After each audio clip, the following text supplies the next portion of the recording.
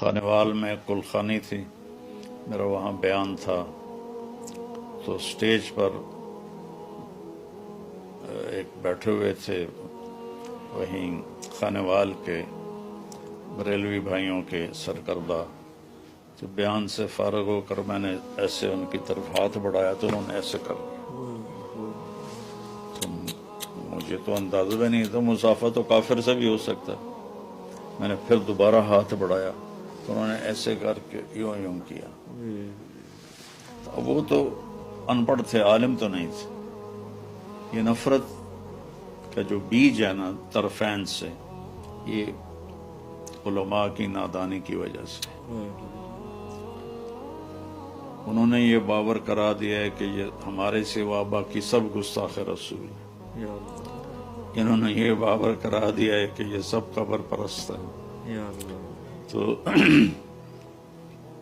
ہمارے استادوں نے، میں اللہ کے فضل سے 7 سال رائمنڈ میں پڑھا، کبھی ایک دن اپنے استادوں سے ان ایسی فرقہ واریت کی بات نہیں سنی، ایک دن۔ تو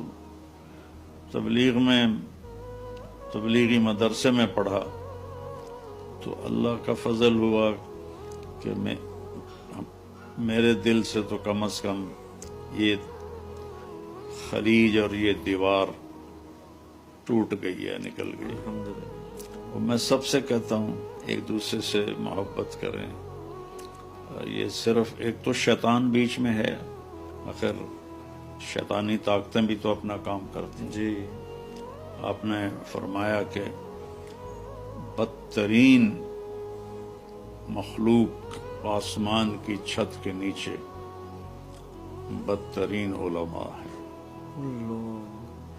اور بہترین مخلوق آسمان کی چھت کے نیچے بہترین علماء ہیں۔